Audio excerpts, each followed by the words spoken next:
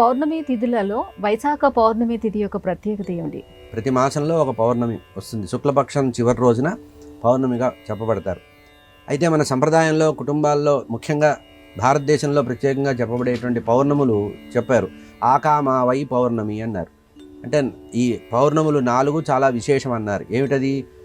ఆషాఢమాసం, కార్తీక మాసం, మాఘమాసం, వైశాఖ మాసం. ఈ 4 మాసాల్లో వచ్చేటువంటి పౌర్ణములు చాలా విశేషమైన పౌర్ణమాలు అన్నారు. ఈ 4 పౌర్ణముల్లో కూడా సముద్ర స్నానం చేయాలన్నారు. ఆకామావై 4 పౌర్ణములు చాలా పవిత్రం అన్నారు. ఈ 4 పౌర్ణముల్లో కూడా సముద్ర స్నానం విశేషంగా చెప్పారు.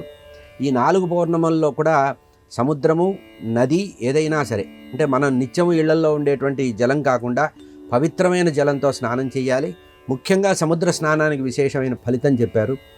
ఈ రోజున సముద్ర స్నానం కానీ, నది స్నానం కానీ, పుణ్యక్షేత్రంలో ఉండేటువంటి తీర్థంలో స్నానం చేయడం కానీ, పుష్కరిణిలో స్నానం చేసిన విశేష ఫలితం వస్తుందన్నారు. అంతేకాకుండా ఈ 4 పౌర్ణంలో వైశాఖ పౌర్ణమికి చాలా విశేషం ఎందుకు చెప్పారంటే, ఇది మాధవ మాసంలో చెప్పబడినటువంటి పౌర్ణమి కనుక విష్ణుమూర్తి ప్రీతికరంగా ఈరోజు విశేషంగా దానం చేయమన్నారండి. దానం చేస్తే ఈ వైశాఖ మాసంలో సముద్ర స్నానం చేసిన తర్వాత దానం చేస్తే విశేష ఫలితం వస్తుంది. అంతేకాకుండా లోకంలో ప్రసిద్ధమైనటువంటి దశావతారాల్లో ఉండేటువంటి బుద్ధ భగవానుడి యొక్క జయంతిగా మనం చెప్పారు.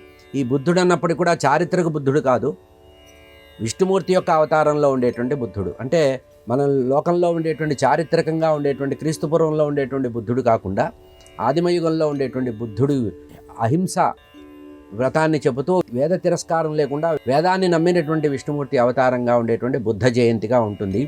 కనుక మామూలుగా మనం శుద్ధోదనుడు ఈ కథలో చారిత్రకంగా ఉండేటువంటి బుద్ధుడు కాకుండా మహావిష్ణువు యొక్క అవతారంగా ఉండేటువంటి అహింసా వ్రతాన్ని పాటిస్తూ వేదధర్మం ద్వారా కర్మ సిద్ధాంతాన్ని ప్రబోధన చేసేటువంటి ఆ బుద్ధుడి యొక్క జననం వైశాఖ మాసం పౌర్ణమి రోజు జరిగినట్టుగా లోకంలో ప్రసిద్ధి ఉంది. అదేవిధంగా మొట్టమొదటి పదకవితా పితామహుడైనటువంటి అన్నమాచార్య స్వామి వారి యొక్క జయంతి కూడా మనకి ఈ వైశాఖ మాస పౌర్ణమిలో ఉంటుంది. తిరుమల మహాక్షేత్రంలో కూడా ఈ వైశాఖ పౌర్ణమి రోజున విశేషంగా ఆరాధన చేస్తారు. అన్నమయ్య యొక్క ఆరాధన చేస్తారు. అన్నమయ్య చేసినటువంటి కీర్తనల యొక్క గానం కూడా చేయడం అనేది జరుగుతుంది. ముఖ్యంగా వైశాఖ మాసంలో మాధవ మాసంలో ఉండేటువంటి బలమైనటువంటి పట్టు కలిగినటువంటి రోజు.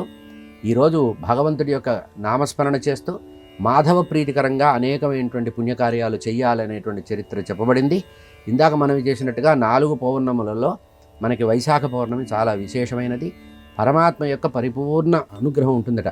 ఇంకోటి ఏంటంటే, ఈ 4 పౌర్ణముల్లో కూడా మనకి చంద్రుడి యొక్క అనుగ్రహం బాగా ఉండేది ఈ వైశాఖ మాసంలో ఉండేటువంటిది. అందరూ కార్తీక పౌర్ణమి అనుకుంటారు, కానీ అక్కడ దీపాలంకరణ ద్వారా మనకి జ్వాలాతోరణం ద్వారా చేసేటువంటి ఉంటుంది. కానీ సముద్ర స్నానం చేస్తూ సాయంత్రం పూట కూడా చంద్రోదయ సమయంలో కూడా చంద్రుడిని భావన చేస్తూ సముద్ర స్నానం చేసినప్పుడు విశేష ఫలితం వైశాఖ మాసంలో వస్తుందన్నారు. అటువంటి పరమ పవిత్రమైనటువంటి వైశాఖ పౌర్ణమి మనకుండే సంవత్సర మహాపర్వాలలో ఒక పర్వంగా గుర్తించండి.